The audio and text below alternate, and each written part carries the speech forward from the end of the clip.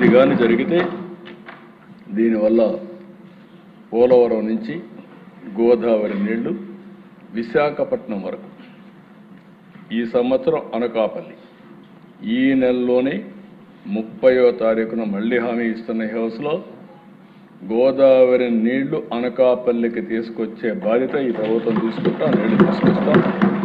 ఒక విధంగా చెప్పాలంటే అడవులు చూస్తే భయంకరమైన అడవుల్లో ఈ యొక్క లెఫ్ట్ మెయిన్ కెనాల్ సాగే పరిస్థితి వచ్చింది. చాలా వర్క్ జరిగింది. అది కూడా ఈ సంవత్సరమే నీళ్లు ఇస్తాం. నెక్స్ట్ ఇయర్కి విశాఖపట్నం ఇప్పుడు ఏదైతే మాట్లాడుతున్నారో 3.5 టీఎంసీ 5 గిగావాట్స్ డేటా సెంటర్కి నీళ్ళు అవుతాయి. దీన్ని కొంతమంది కావాలని తప్పుదారి పట్టిస్తున్నారు. కాబట్టి 1000 టీఎంసీ నీళ్లు సముద్రానికి వెళ్ళినప్పుడు ఒక 30-40 టీఎంసీ నీళ్లు విశాఖపట్నం తేవడం కష్టం కాదు. రాబోయే సంవత్సరానికి డేటా సెంటర్కు కావలసిన నీళ్లు ఇచ్చే బాధ్యత ఈ ప్రభుత్వం తీసుకుంటామని కూడా మీకు తెలియజేస్తున్నాను. ఎందుకంటే అధ్యక్ష, నేను ఇవన్నీ చెప్పినప్పుడు ఫ్యూచరిస్టిక్ ఆశాజనకం. ఈ సంవత్సరం జాగ్రత్త అవసరం. ఈరోజు పోలవరంలో మీరు చూసినప్పుడు గ్యాప్ 1 గ్యాప్ 2 ఈసీఆర్ఎఫ్ అంతా పూర్తయింది. రైట్ కనెక్టివిటీ 98% పూర్తి అయిపోయింది. లెఫ్ట్ కనెక్టివిటీ 96% అయ్యింది. ఆర్ఎంసీ ఎర్త్ వర్క్ 100% అయిపోయింది. ఎల్ఎంసీ ఎర్త్ వర్క్ కూడా 99% పూర్తి అయింది. కాబట్టి అన్నీ కూడా కంట్రోల్లో ఉన్నాయి.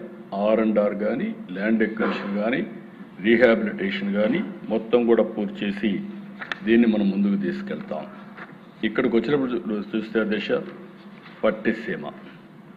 ఈ పట్టిసీమ ఇదే హౌస్లో నేను పట్టిసీమ తిప్పితే ఎక్కడ ఈ నీళ్లు పెట్టుకుంటాను అడిగిన సందర్భం నేను ఆ రోజు ఈ సీట్లోనే చెప్పాను. పట్టిసీమ వల్ల నీళ్లు వస్తే ఎక్కడ పెట్టుకోవడం కాదు. పైన శ్రీశైలం ఉంది, నాగార్ సాగర్ ఉంది, పులిచింతలు ఉంది.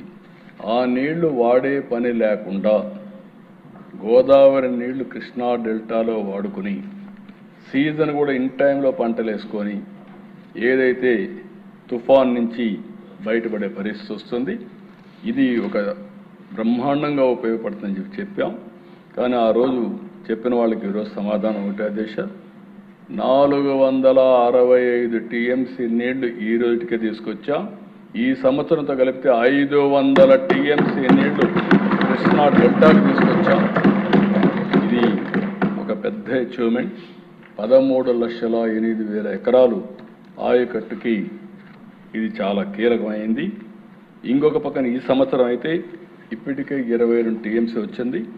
ఇంకొక 40 టీఎంసీ నీళ్లు ఇక్కడ తీసుకొస్తాం. ఇది కాకుండా దేశ ఈరోజు మీరు ఒకసారి ఆలోచిస్తే ఖరీఫ్లో పెన్నా డెల్టా ఇప్పటికే నీళ్లు రిలీజ్ చేశారు. పంట కూడా వస్తూ ఉంది. 4వ తారీఖున మేలో నీళ్లు రిలీజ్ చేశాం. గోదావరి డెల్టా 31 నీళ్లు రిలీజ్ చేశారు.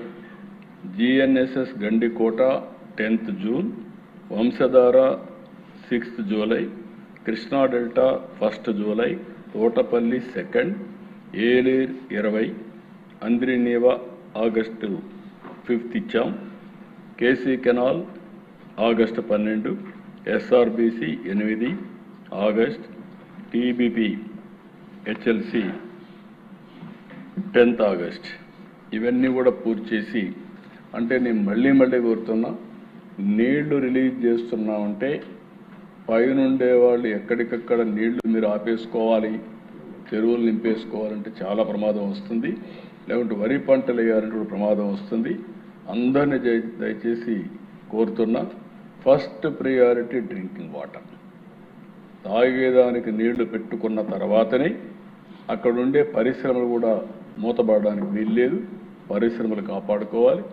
ఈ రెండు అయిన తర్వాత లాంగ్ స్టాండింగ్ లాంగ్ టర్మ్ ఉండే హార్టికల్చర్ 4-5 ఏళ్ళు పంట 10 ఏళ్ళు ఉండే పంటను కానీ ఎండబెట్టుకుంటే చాలా సమస్యలు వస్తాయి. హార్టికల్చర్కి ప్రమాదం ప్రయారిటీ ఇవ్వాల్సిన అవసరం ఉంది. దీన్ని ఎంతవరకు మీరందరూ కూడా ఫీల్డ్లో మీరు సమర్థవంతంగా మానిటర్ చేయగలిగితే అంతవరకు మనకు ఉపయోగపడుతుందని చెప్పి కూడా నేను మీకు తెలియజేస్తున్నాను. ఇక్కడికి వచ్చిన తర్వాత ఇంకొక పక్కన ఈరోజు మనం చూస్తే దీనివల్ల కొన్ని ఇబ్బందులు కూడా ఆ ఇబ్బందులు కూడా మనం అధిగమించాల్సిన అవసరం ఉంది. శ్రీశైలంలో మొత్తం కూడా తెలుగు గంగ కింద